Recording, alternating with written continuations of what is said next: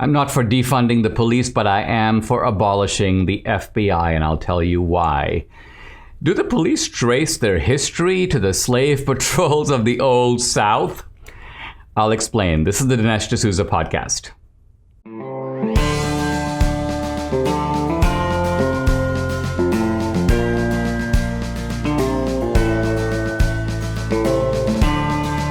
America needs this voice. The times are crazy. In a time of confusion, division, and lies, we need a brave voice of reason, understanding, and truth. This is the Dinesh D'Souza podcast. For a long time, the FBI has stood as this kind of neutral police agency of government, administering the laws, going after the bad guys. Many of us got our early impression of the FBI from the movie The Untouchables, where Eliot Ness leads this group of intrepid FBI agents chasing down the mafia. And this is, you could call it the romance of the FBI. But unfortunately, it contrasts very grimly with the reality of today's FBI, which is a corrupted agency, corrupted at the top, and since the instructions percolate down from the top, corrupted through and through. I'm not saying every ordinary FBI agent is bad. I'm saying that the top brass is very bad. Now, I want to illustrate this point by giving two set of contrasts that highlight what's happened to the FBI. Look, for example, at the way the FBI treats, on the one hand, the January 6th protesters, with, on the other hand, the Black Lives Matter and Antifa protesters. Now, let's start with January 6th. The FBI is on a sort of relentless manhunt to chase everybody down. Every grandma, every teenager, they're putting out photos all over social media. Let's get this guy. And in some cases, they're talking about people who didn't do anything. They didn't even go in the Capitol. They were just in D.C., but nevertheless, they were caught in some sort of video. So the FBI is relentless in pursuing these people. It takes great jubilation when they grab one of them, and they send the SWAT teams, they sent the drawn guns, dawn raids. This is their MO. Interestingly, with the Antifa guys, there was video available. These are people taking over buildings, burning churches, confronting people, much more violence, and occurring over many, many months. Yet the FBI is like, well, what can we do? How can we find these people? They're masked after all. So the FBI suddenly goes limp, goes, sort of see no evil. And so the contrast is just glaring. It's obvious. And then look at the treatment afforded people once they're arrested. The January 6th guys immediately locked up. They're put in solitary confinement. They're virtually being tortured. Whereas the Antifa guys, catch and release. We catch them, they're out the next day. They catch them again, they're out the next day. So it's not just the hunting them down, it's the way they're treated once they are apprehended. That makes all this really clear and really disgusting. Now, the second contrast I want to highlight is the contrast between the way that the FBI has treated, for example, Rudy Giuliani, Trump's lawyer, with the way that they have, let's say, not treated Governor Andrew Cuomo. So let's look at those two cases. In the Giuliani case, the FBI does a dawn raid on Giuliani because they claim that they're looking for proof that he failed to register as a foreign agent. First of all, is it necessary to do a dawn raid for that? You're not looking for drugs in the house. He's not holding someone captive. Giuliani said through a statement that he had offered to sit down, both with the FBI and the Justice Department, and show that he has not violated any laws. But I think this is a scare tactic. This is an intimidation tactic. So see what the FBI does when they're turned into an instrument of this kind of a hit. Now, Giuliani himself had offered to give the FBI the Hunter Biden information. And here we're talking about copious evidence, emails and texts, and it's all there, thousands of them. And what do they show? The exact same crime that they were trying to get Giuliani on, failing to register as a foreign agent. Well, Hunter Biden clearly was involved in making deals with foreign governments. He didn't register as a foreign agent. The proof is right there. But the FBI couldn't have been less interested. Oh, no, why are you wasting our time? We don't need to even see it. They didn't even want to look at it. So here we see that Giuliani is the target. Trump is the target. That's really all they're interested in. Now, Giuliani also revealed that the FBI and the DOJ have been secretly tapping his iCloud, his emails, his communications with Trump. Let's remember, Giuliani is Trump's lawyer. There's attorney-client privilege. So here's the FBI blatantly violating the law. And this is during the time when Giuliani was advising Trump on impeachment. So in the middle of an important case, here's the government basically gaining access, secret access, without letting Giuliani know. They have been doing this. Now, let's turn to Cuomo. And here, what's interesting is what the FBI has not done. Here it's the case of the dog that hasn't barked. Why? Because not only is he facing innumerable charges of sexual harassment. I mean, these are credible charges. Why? Because they're not coming from Christine Blasey Ford. Oh, I remember Andrew Cuomo when he was 15 years old. None of that. These are cases recent, multiple people. They're Democrats. They worked for Cuomo. They're on his team. They agree with him on policy, but they deplore his conduct. So these are credible accusations, multiple, and yet the New York AG, the Attorney General's like, well, we'll investigate, which is basically, you'll hear nothing more from us on this topic. We'll basically pretend to investigate and pretend to make a report. And so that's what's happening there. But the FBI, again, could easily jump right in, demand, interview all the witnesses. No, they're not doing any of it. And then you have all the people who are dead because of Cuomo's actions. So now I want to remind you that the Trump administration had sent a major Navy ship, the USS Comfort, to New York. And they told Cuomo, listen, you can send patients from all your hospitals over here, and that will clear space for coronavirus patients. No, Cuomo didn't want to be seen like he was obliged to the Trump administration. So he sent the ship away. No, thank you. Instead, he orders nursing homes to take the coronavirus, the COVID patients. Obviously, COVID spreads contagiously. Obviously, a whole bunch of people die, thousands of them. And then Cuomo decides to cover it up. So he instructs his own staff, don't tell anybody about this. Don't tell the Trump administration. Don't tell state legislators in New York. There was a report prepared for a medical journal. The report was suppressed. There was data compiled. Cuomo told his people, don't give out this data. So you can almost say not only did his actions result in killing people, but then Cuomo himself, by the way, while he's peddling a book that highlights his leadership in the COVID era, at this very time, he decides to, you may say, hide the bodies, hide the data showing how many people died and where and when. And all of this has now come out. And again, this would seem to be a flagrant violation of office. And it's resulted in deaths. It's resulted in people dying who wouldn't otherwise die. You'd think this would be a matter, at the very least, for FBI investigation. But the FBI is dead silent. So I say enough is enough. This is, for me, enough indication that this agency is not an agency of justice. Now, justice, the key point about justice is that it needs to be neutrally administered. That's why we use the phrase equal justice under the law, because the law needs to treat people equally. It needs to give people the same kind of scrutiny, the same kind of penalty for the same kind of crimes.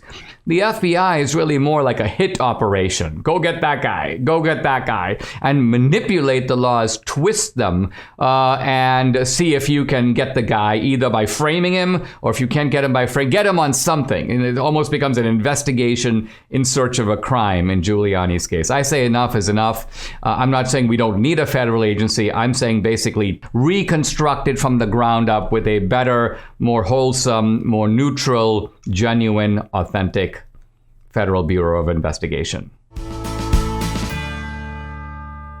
Does the modern police force trace itself in a straight line to the slave patrols of the antebellum South? This idea is being put out by champions of the defund the police, to give the idea that the modern police are just a kind of resurrection or continuation of the slave patrols in the 19th century. And recently there was a viral video on social media. This involved a professor at Cypress College haranguing a student on this point, saying, yes, this is already well known. Now, where was this professor getting it from? Well, she was getting this idea from people like Nikkole Hannah-Jones, the author of the 1619 Project. Here's a clip of Nikkole Hannah-Jones putting out what you could call the original fabrication. Listen. Certain parts of the country, modern policing has direct lineage to the slave patrols.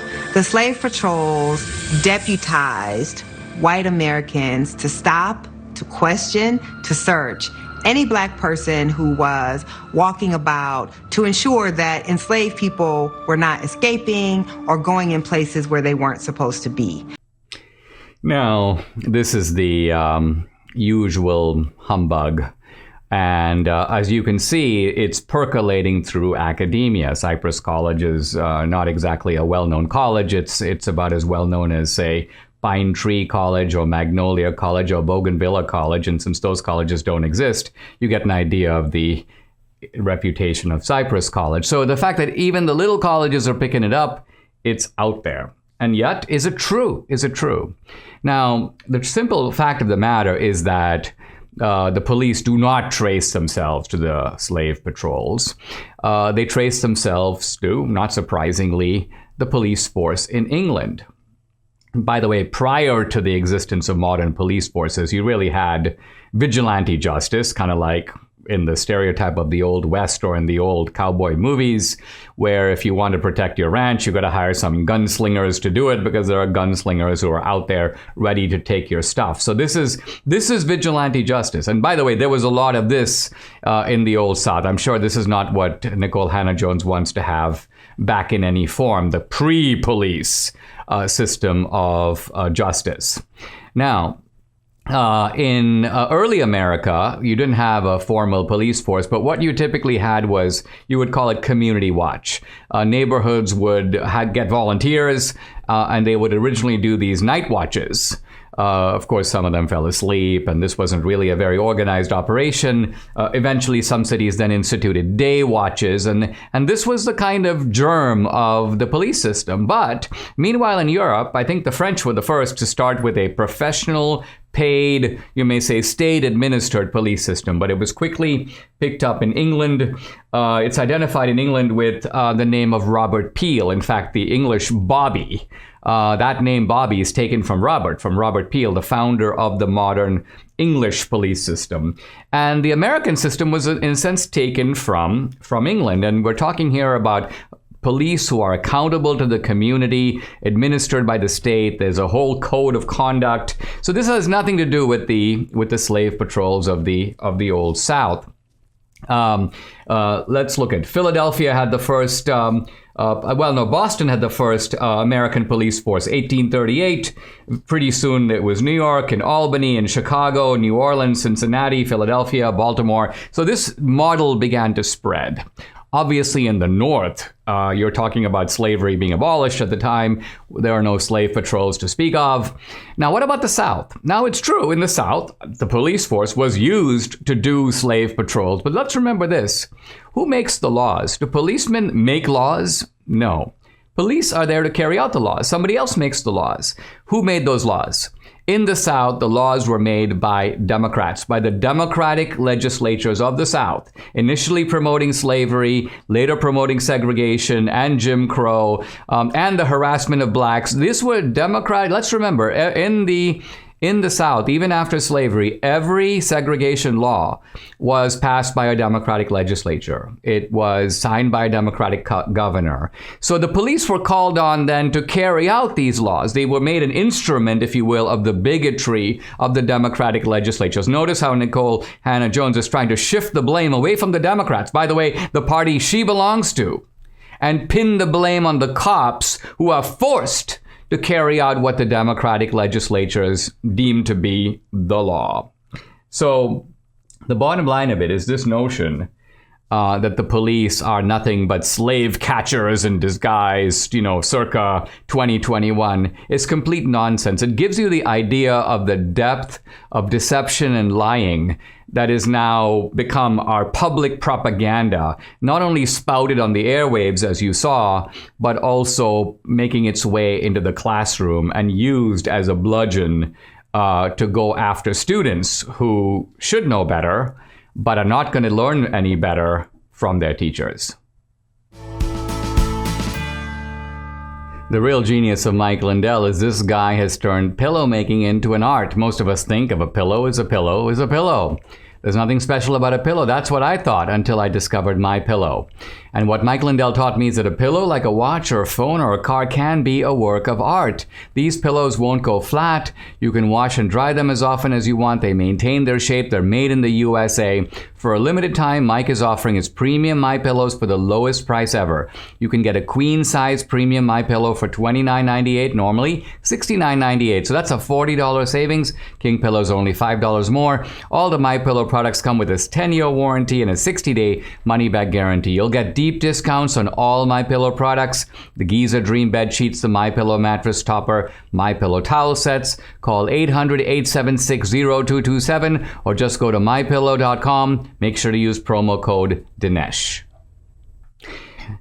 Who is responsible for the culture of violence that we see in our inner cities? To listen to the left, you think, well, it's the cops. The cops are going after people who are just going about their ordinary life. But I think we know differently. In fact, even the people who say it's the cops do know differently. They're simply trying to highlight a villain to take attention away from what's really going on. Interestingly, one group that does know what's going on are the rappers. Why? Because many times their life comes out of inner city experience. They're not known ultimately for making stuff up. They tend to speak out of experience. Here's one rapper speaking very candidly. This is Chicago G. Urbo, speaking very candidly about what's behind inner city violence. Listen. People can't tell you why. Like, it's just been so much, you know what I'm saying? Like, after a certain point, a beef could start with something so little as an Instagram post or a fight, like a petty fight. You know him, all right, y'all fight, one, he whoop you. And you see him the next time and you got your gun and he don't, and you shoot at him. You might not hit him, but now it's a war. He gonna try to get his lick back, and if he hit you, bloodshed, it's a war. Somebody died, it's an everlasting war. Yeah. So that's just the way it is, and that's crazy. It's like that everywhere. So a lot of the beefs, people don't know why. Like, a lot of people come to, especially now that Chicago is being known for rap and violence and stuff like that, and the spotlight is on Chicago rappers. A lot of people get into shit that they don't know what's going on. Say, for instance, you not from this area, but your homie from this area, and you come around there and you want to get into their beef, and somebody comes shooting and you get killed the first day you come around. That's the way it is, he says, and it's like this everywhere. Other rappers say the same thing. Here's a Chicago artist, King Yella. He basically says in the old days meaning a couple of decades ago, people would get killed over drugs, or they'd get killed over a robbery. But he goes, now they get killed over sneakers. They get killed over someone said the wrong word or looked someone the wrong way. Another rapper, this is Polo G, also from Chicago. He says, listen, in downtown Chicago, people look up to the shooters. They don't look up to someone who's a successful businessman or realtor. Those people are scarce. And so what you have here is a culture whose roots need to be identified. Now, it may seem at first glance that the roots of this inner city culture is obviously, it comes out of slavery. But the truth of it is it doesn't. It's more the culture of the slave owners than it is the culture of the slaves. This is a very shrewd point, and it's made in a couple of very important books. This one is called Honor and Slavery. And there's another one, the other one is called Masters and Statesmen. But both books are by the political scientist Kenneth Greenberg. And in Honor and Slavery, he talks about the whole book is focused on the institution of the duel. Now, the duel, he says, is I'm quoting him now, the central ritual of antebellum Southern life. So two guys lined up side by side, firing shots at each other, a duel. And notice the similarity, by the way, between these duels and the duels that are going on right now as we speak in Oakland, in Baltimore, in St. Louis, in Chicago, and so on. Those are duels too. Those are modern day duels that are kind of a copy of these old duels. Now, Greenberg makes a very startling point. He goes, the key to the duel is it can never be about something truly important.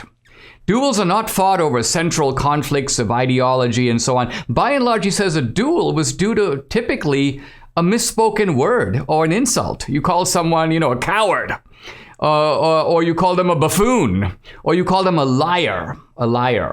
Now, according to Greenberg, the key to all this, the reason the duel even became so popular, is that the antebellum culture, this is, by the way, the culture of the Democrats who maintained the slave plantations in the South. He goes, their culture was almost defined, you might say, in opposition to slavery. If the slave does X, the Southern Democratic slave owners would make sure that they did the opposite of X.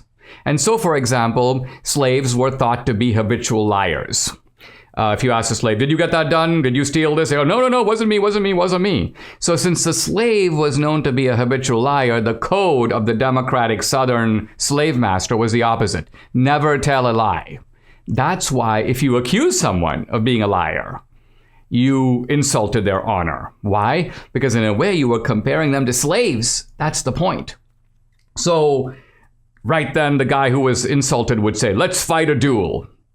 And the duels, so today we may have duels over sneakers or over, giving a leering look to somebody's girlfriend. And the old Southern slave master duels were also over points of honor. So ironically, here in the inner city, we have a quasi or almost imitation aristocratic culture, which is to say a culture of honor, a culture of, you think about the phrase, you dissed me. You dissed me means you disrespected me. And so in a culture where there's very little genuine respect to be had, very little earned achievement where people can say, listen, I have a sense of respect and self-esteem because I worked hard, I got good grades, there's none of that. Therefore, it's all based upon a show, a kind of exhibition. And Greenberg makes the point that this was also the case in the Old South. It was really all about exhibition. To say something really funny is that Greenberg makes the point, he goes, for the Southerner, his public image was defined by his nose. He goes, why? It wasn't really about anything else because many parts of your body are hidden. What is the part of your body that really, quote, stands out? Well, it's your nose.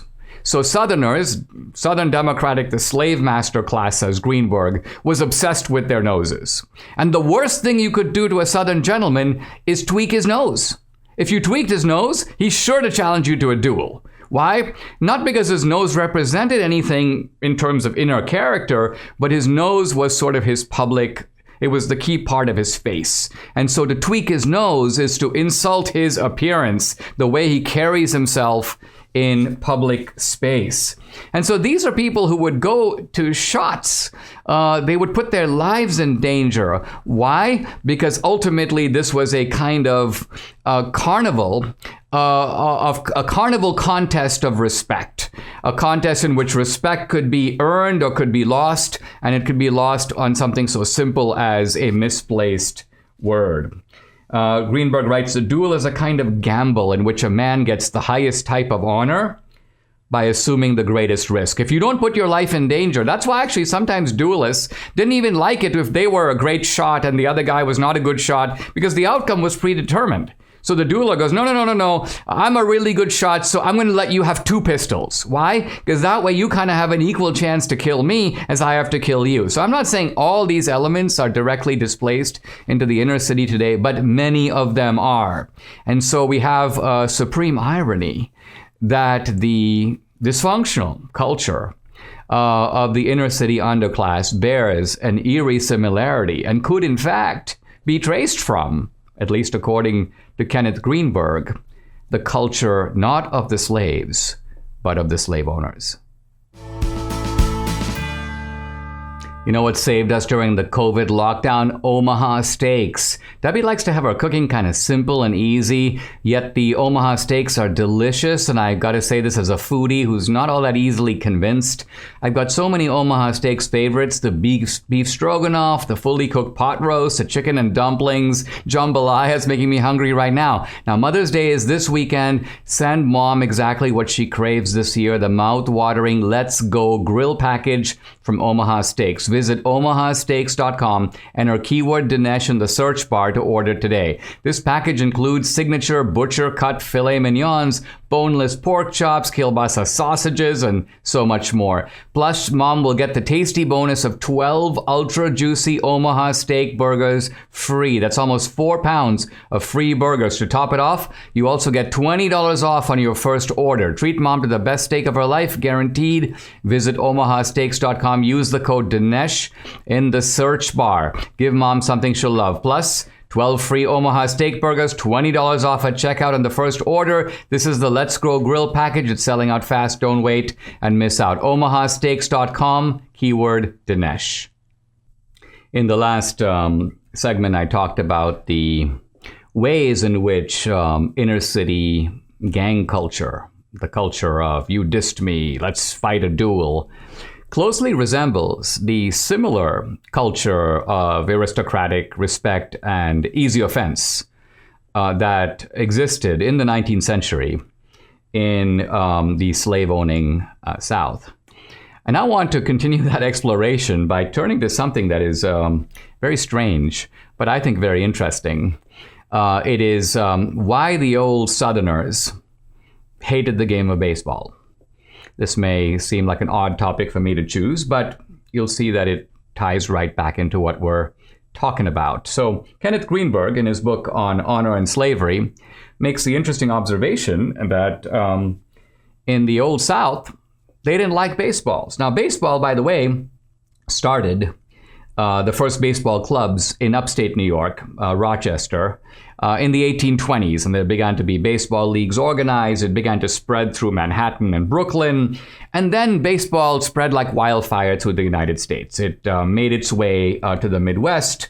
We saw baseball clubs popping up in places like Cleveland and Philadelphia and Chicago, Detroit, Minnesota.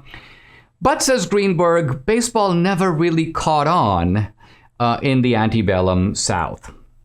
He says it's not that no one played baseball there, but he goes, you'd be hard-pressed to find baseball leagues. And he says it was kind of a rarity. At the time when New York had more than 100 organized baseball teams, you were hard-pressed to find a single one organized in the South.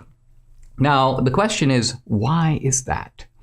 Greenberg's overall point in his book is it's because the Southerners, the slave owners, this is the democratic slave owners of the Old South, developed a culture in direct opposition to the behavior of the slaves. So whatever the slaves did was bad. So if the slaves stole lies, the masters would develop a code of honor in which telling a lie was absolutely anathema. Someone who's accused of telling a lie, they want to fight you to the death.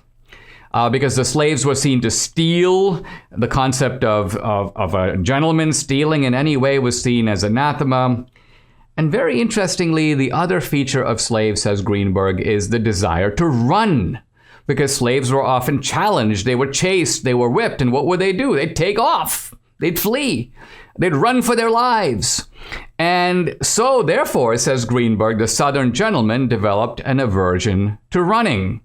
Running was seen as a slavish thing to do. Now, Kenneth Leitner, who was once a slave in South Carolina, describes the first attempt by a Southern slave owner to play baseball, and it's very interesting to watch. Here's what he says. He says that the slave owner, a guy named Mars meaning master, Kitchen, Mars Kitchen is getting ready to play baseball. He goes up to the bat, and the ball comes flying toward him, and he hits it, and the ball goes sailing away, and he has a triumphant look on his face, and he's enjoying the game so far. But then everybody watching the game shouts, "Run, Kitchen, run!" And according to the observer, Ken Leitner, he goes, Kitchen froze. He shouted, "Why should I run? I've got more hits at the ball." So the fielders retrieve the ball, they tag him out. But Mark's Kitchen simply refused to run. Why? Because running is something that the slaves do.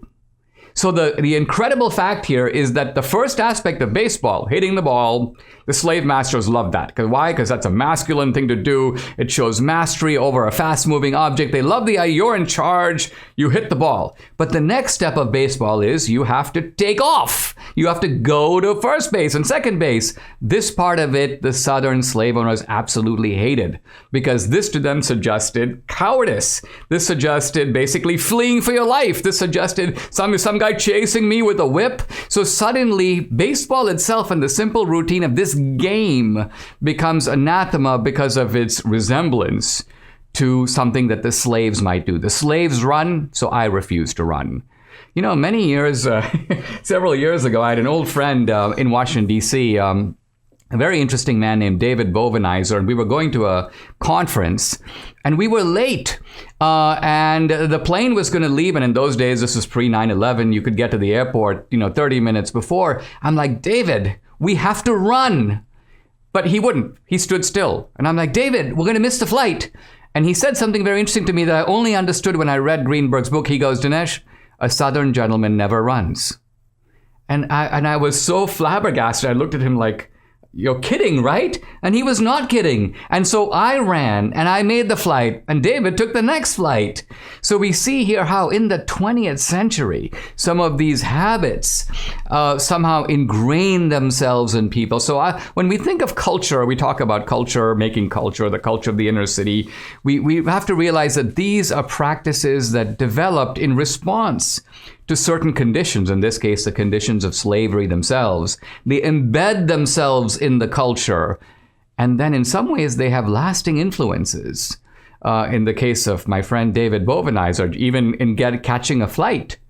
And as I mentioned before, residual influences even among the very people who were the targets of the oppression of the slave owners, namely the descendants of those slaves now living in inner city America.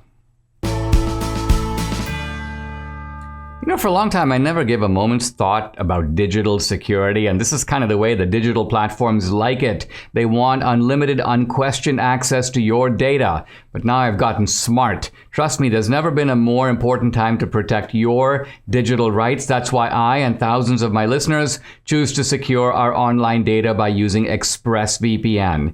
Did you believe that a VPN isn't for you because you can use the internet just fine without one? Anytime you go online, your internet service provider can see every site you're visiting. Are you confused about how a VPN works? ExpressVPN is an app for computers and smartphones that encrypts your network data and reroutes it through a secure server. That means you can use the internet more anonymously without having your activity tracked. VPNs aren't complex. They aren't just for tech experts. Take it from me. With ExpressVPN, you launch the app, tap one button to protect yourself. It's that simple. I trust ExpressVPN to protect my online data because they're rated number 1 by CNET and Wired, and they stand for my values. Now's the time to take a stance. Take back your privacy at expressvpn.com/Dinesh and get 3 extra months free on a 1-year package. Again, that's expressvpn.com/Dinesh, expressvpn.com/Dinesh, 3 months free. Visit the site expressvpn.com/Dinesh right now. Alexandra Lains is a political commentator. I came across her, well, I have to call them rants on social media. It's a little kind of an intellectual fire hose. They're really fun to listen to. By the way, you should follow her on Twitter. She's Real Alex Lains. And then I heard she had gone down to the border, and I thought it'd be really fun to have her come on the podcast and talk about her experiences. Alex, thanks for coming on. It's glad to have you. Let me start by asking you, you've been sort of I don't want to call you a ranter, but what gave you the idea to go down to the border? Well, I've been wanting to go down to the border for a few years now, and it's pretty personal to me because my father is actually not from America. My father is from Mozambique in Africa, and he has his own immigration story, and he did it the legal process. And hearing his stories and hearing what he had to go through and then seeing what we're dealing with now down at the border, I just really wanted to take it upon myself to go and see it in person. Now, is your father alive today? Yes, he is. So what is his view when he sees, this sort of surge at the border, people kind of pushing their way through the Biden administration? Does he feel, as I do, as a legal immigrant, that we went through a lot, we stood in line, we played by the rules, and to see this kind of blatant skirting of the rules, I find it extremely annoying. I just wondered if your dad shares my sentiment. Yeah, absolutely. Well, I had the honor, or he had the honor, we both were able to go down to the border together. So seeing it in person together was extremely eye-opening, and he feels the exact same way. He did it the legal way, and he became an American citizen 10 years. He had to wait 10 years after getting his green card. So there was a process that he had to go through, and it was a very hard one, and he had a lot of it was a lot on him. And, obviously he's proud to be an American, and he's proud that he did it the legal way, but he feels the exact same way. It's almost like a slap in the face to people that are doing it the right way and doing it with a long process that we have to go through. And our immigration process isn't perfect, but, there's people that are standing in line and they're working hard, and they're researching what our country goes through and the history behind our country. And to see people doing it so easily, illegally, it's a slap in the face to them.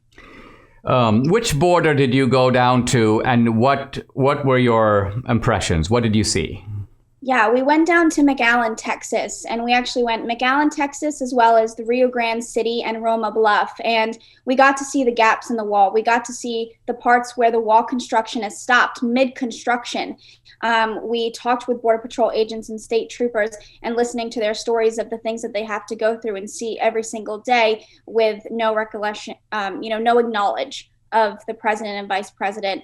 Acknowledging the crisis that's actually down there. We went to Roma Bluff, which was one of the biggest parts of drug trafficking, drug smuggling. Very dangerous, by the way. We were being watched the entire time we were there on the Mexico side and on the American side. Scouters were watching us the entire time. We saw a group getting ready to cross as the sun was going down, and they were definitely waiting for us to leave before they did so. We heard stories of a 6-month-old that was drowned in the Rio Grande because the cartel dropped her, and they left her there because they didn't want to deal with her. We also heard of a 7-year-old that was sexually assaulted so brutally she lost her voice. These are stories that Kamala Harris needs to go down to the border and hear and see for herself, because the news is not reporting this. It seems like you have this, although this is all done supposedly for the benefit, the humanitarian benefit of these migrants. I find it appalling the way in which kids are treated as almost, you could call them human passports, that are being exploited, not just by the cartels and the kidnappers on the Mexican side, but I would say in some ways are being exploited politically by the Democrats on this side, because they recognize that that is the way for illegals to get through. So the kid is the excuse.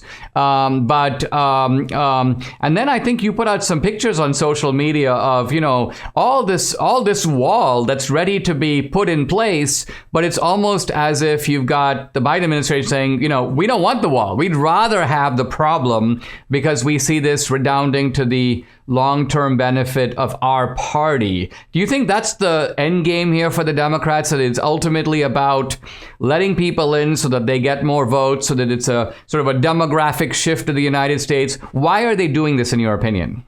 Yeah, absolutely. I know a lot of people were saying that, Kamala, she was assigned to work on this border crisis and she's not doing it.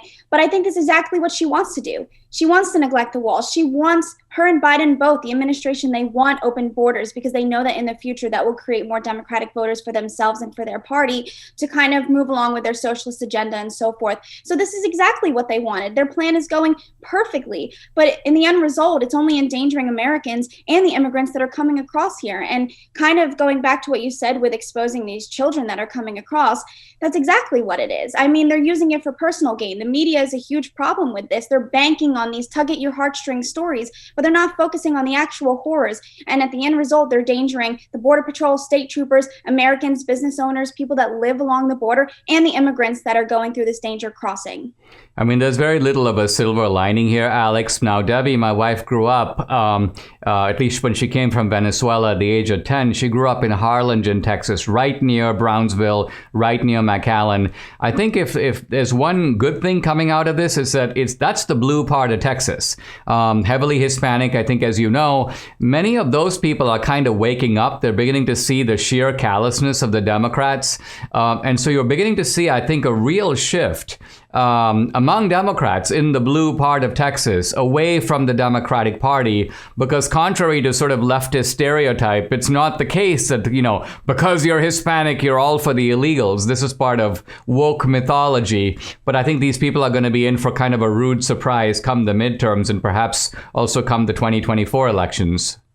Yeah, absolutely. I mean, being down there in that environment and seeing the people that have businesses down there and that live down there and that have to deal with this influx of immigrants, no one is anti-immigration. I think that's the biggest key here, is the keywords legal and illegal. No one is anti-immigration, but many of us are anti-illegal immigration. There is a process. And I also think it's so crazy. We saw activity right next to a legal port of entry. So this just gives you a perspective of how dire the situation is. And, it's so easy to have an opinion in the comfort of your living room with a popcorn in one hand and a soda in the other. But unless you're actually down there talking with the people that have to deal with it every day, you don't get to sit there and say that everything's okay.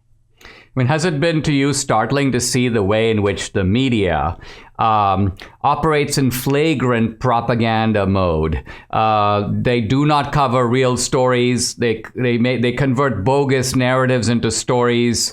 And when you see it up close, it's one thing to hear about it, the fake news media, but when you see X and then you look at the newspaper or the television, they're showing a completely different picture, you begin to suspect that in the cases that they're obviously lying. So they're probably lying about all kinds of other stuff that you don't know, where you're not on the scene to be able to verify for yourself. What is your take on this, on the role of the media in perpetuating these, big lies? Yeah, absolutely. Well, like I said before, the media banks on these tug at your heartstrings stories, and they're only showing the groups, the family units, the women and children that are coming across and wanting a better life in America, to live the American dream and have a better life for their children. And yes, that is the case for a lot of them, for most of them. But you also have to take into account the teenagers, the grown men and adults that, the smugglers and the traffickers cartel, they're pushing these family units to one side. A lot of them are actually in McAllen, Texas, but you're forgetting about other parts of the border like Loretto and Rio Grande City. They're pushing these teenage men and adults into these other sides where the Border Patrol is not focused so much on them. And that's where they're smuggling drugs and weapons. And that's where the danger comes in. So the media is only portraying one side of the story, which every immigrant that's crossing illegally, they're just seeking asylum and they just want a better life. And I don't want to take that away from them, because that certainly is the case for most of them. But you also have to give attention to those that want to come here illegally and do harm. And they're smuggling the drugs, the weapons, and human trafficking. Hey, Alex, thanks for coming on and sharing what you saw and what you experienced. It's really fun. We'll look forward to having you back sometime. Absolutely. Thank you so much.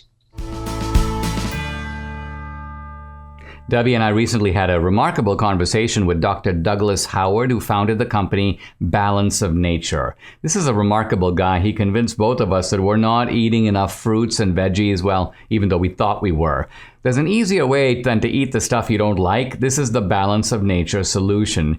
Can you imagine how you'd feel if you were eating 10 servings of fruits and veggies every single day? Debbie started first. Now I'm doing it too. We take 6 daily capsules and we're set. We get all the vital nutrients sourced from 31 fruits and veggies every day. Debbie also swears by the fiber and spice powder. She says she's never been more regular. Join us and experience the Balance of Nature difference for yourself. For a limited time, all new preferred customers get 35% additional discount and free shipping on your first Balance of Nature order. Use discount code AMERICA. Call 800-246-8751 or go to balanceofnature.com and use discount code AMERICA. We keep hearing from the left the term democracy. We are pushing HR1 because we want to achieve true democracy. Well, HR1 is more of a rigging of the rules of the game. It's not about democracy per se. Or we've got to fight these voter integrity laws because, we've got to protect democracy. So this is the propaganda of the left. But democracy, the popular participation in government, democracy in action, is actually a fun thing to see when it really happens.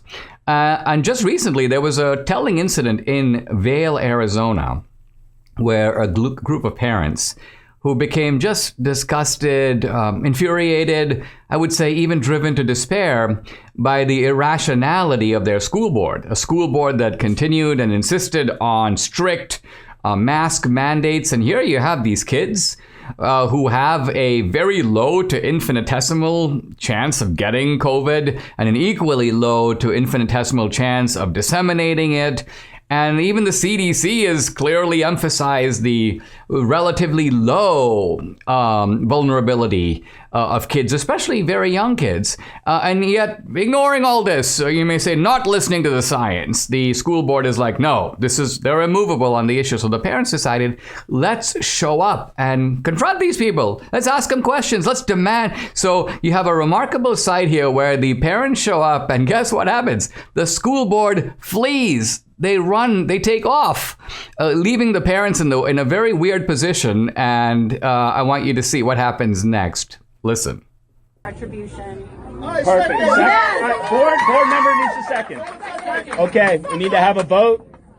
Okay, say your name. Angelica, aye. Aye. Tiffany Sanders. Aye. Stacy Olinger. Aye, Bill Lieberman. Aye. Anastasia. Okay, that's unanimous. No more mask in Vail.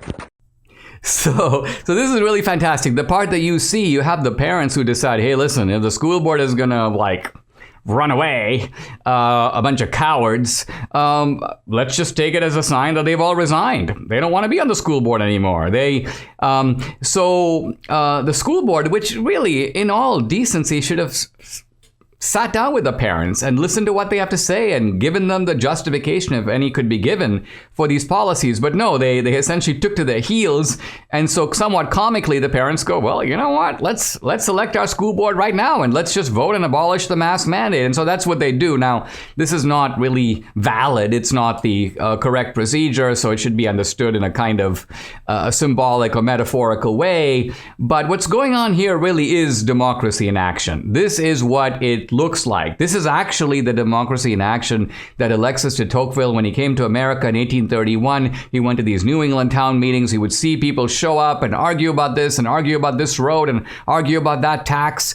The people directly participated in their local government, and that's what's going on here. This is the 21st century version of what Tocqueville saw. And of course, you see how these elites, you see how these authorities respond. They don't want it. When they have it, they take off. And by the way, this is a Democratic school board. It's got a couple of rhino Republicans on it. They took off too, kind of Romney style. And so what is the lesson from all this? The lesson from all this, I hope, is that the school board gets a kind of message that they realize, you know what?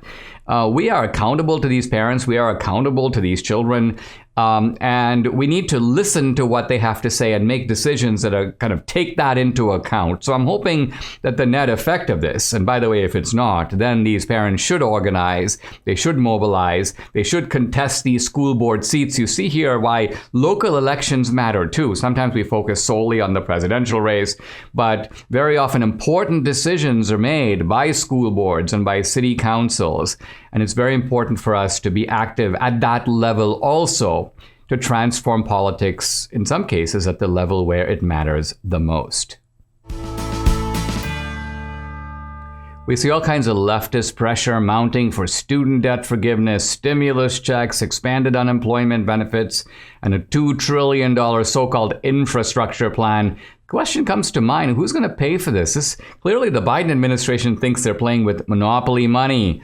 Well, for years and actually decades, I never really invested in gold, just the stock market. But now I'm really worried about the regime we have in Washington. No sense of fiscal responsibility. So if all your investments are tied to greenbacks, you're sitting on a little bit of a ticking time bomb. Invest a portion of your savings into gold and silver. Birch Gold Group is who I buy from and who you can trust to convert an IRA or eligible 401k 401k into an IRA backed by gold and silver. That's right. Through a little known tax loophole, you can convert your retirement savings that's tied to the stock market into an IRA backed by precious metals. It's your hedge against inflation. Text Dinesh to 484848 for your free information kit on precious metals IRAs, or to speak with a Birch Gold representative today. With 10,000 customers, an A+ rating with the Better Business Bureau, countless 5-star reviews, Birch Gold can help you too. Text Dinesh to 484848 and invest in gold before it's too late.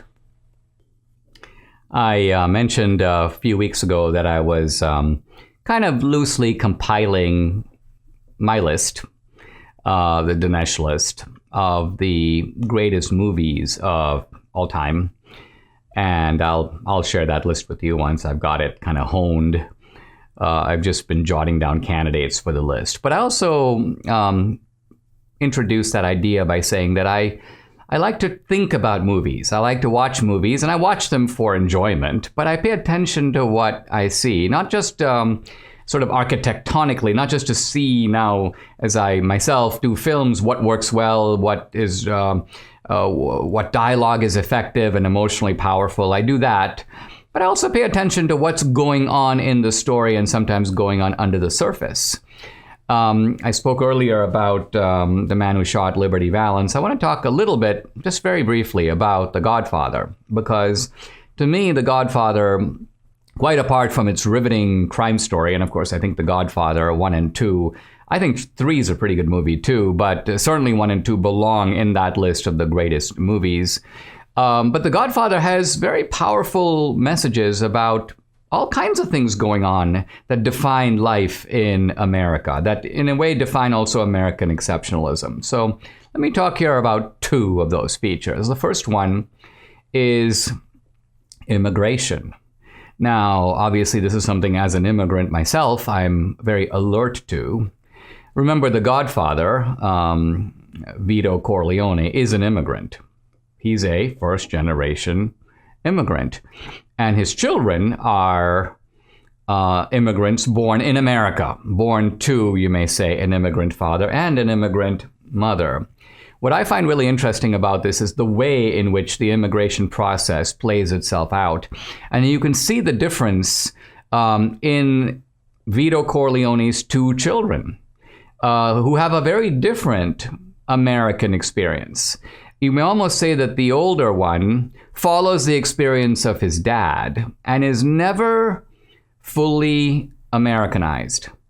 Whereas the second son, Michael, Al Pacino in the movie, becomes, you may say, American. And that process of becoming American is critical to the immigrant process. I have tried to, anyway, become American in the first generation. But in general, it takes 2 generations. And as we see with The Godfather, it happens only partially. It happens not to the oldest son, but only to the second one, Michael. So let's start with their names. The oldest son takes the father's name, Sonny. Sonny is basically Junior. He doesn't even have a name. He's essentially an extension of his father. The younger son has his own name, Michael. The older son, Sonny, doesn't go to college. Why? What for? He goes into the family business. The second son, Michael, not only goes to college, an American thing to do, you go away to college, but he also goes in the military. There's a scene in The Godfather where Michael is talking about the military, and Sonny, the older brother, literally goes, "Why would you join the military? That doesn't involve us. Well, we're Italians in America, but what do we have to do with America?" And Michael says, "I don't see it that way." So Michael identifies with the new country. The second son, you may say, is assimilated, while the older son is not. Sonny marries an Italian girl. He marries, you may say, in the tribe. And his lifestyle is defined by that. Michael courts a non-Italian girl, Kay, from Vermont, Diane Keaton.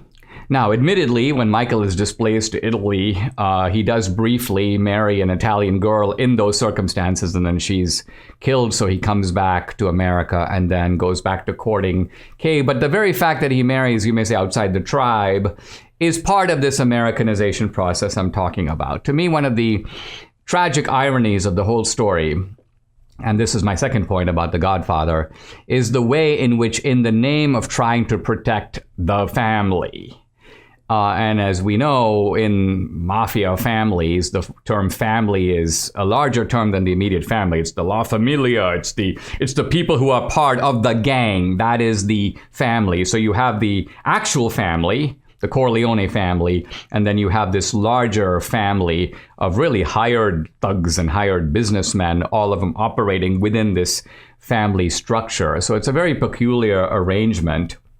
And of course, the Corleones always say they're doing it for the family. But of course, what they end up doing is they end up destroying their family. And we see this again and again. One of the relatives, Pantangeli, is killed by the Corleones, or at least he's forced to commit suicide. And we'll look after your family. But he is sent to his death. Michael ultimately engineers the assassination of his own brother, Fredo, who is killed at the end, I believe, of Godfather 2. Carlo betrays his brother-in-law to Barzini. Michael ends up destroying his marriage to Kay.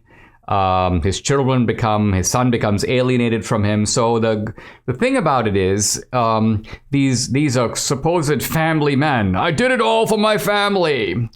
And to some degree, the movie supports this because it's very clear, if you look at the harsh conditions that made Vito Corleone come to America, it's almost like he became a gangster by necessity. He comes to America, and the mafia is now displaced to New York, and there's a local mafia don who's taking away their money. So the movie goes a long way to show that both for Vito Corleone, the father, this is Marlon Brando, and for Al Pacino, the son, Michael, their involvement in the mafia is sort of driven by necessity. Think of why Michael even gets involved in the, quote, family business. He doesn't want to. It's only when his father is shot and helpless and there are gangsters trying to kill him that Michael goes, they need a strong man to take the helm. And so Michael rises to the occasion. He steps into the family, but only by necessity. So even though necessity is the cover for why these people become, you may say, bloodthirsty gangsters, the simple truth of the matter is that their great object of pursuit and protection, namely their own family, is ultimately destroyed in the process. Michael Lindell has over 100 products on his websites, all kinds of stuff, but he's always putting out new stuff. And the new product, you got to get it.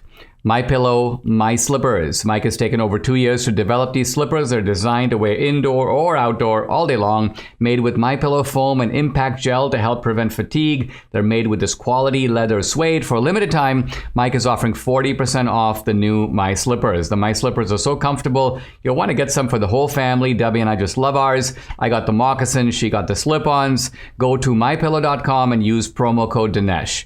Deep discounts on all MyPillow products, the Giza Dream bed sheets, the MyPillow mattress topper, and MyPillow towel sets. Call 800-876-0227 or go to mypillow.com. Don't forget to use promo code DINESH, Dinesh.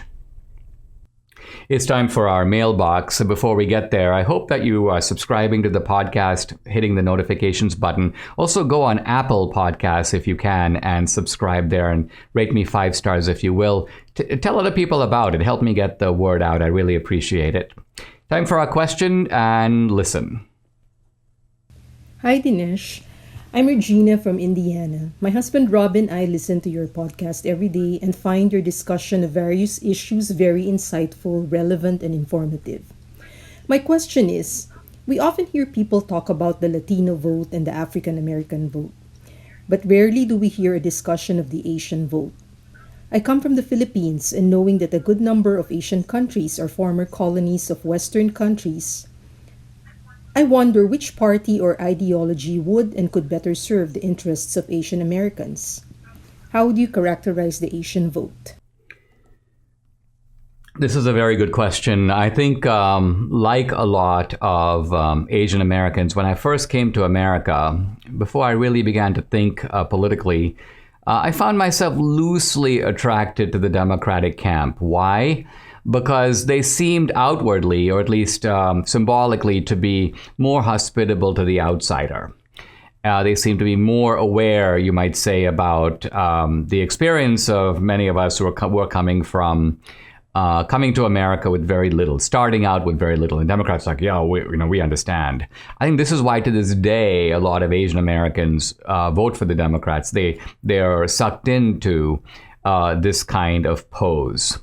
But in reality, even though we're starting from the bottom, there is a recipe for moving up in America, and it's a very clear recipe.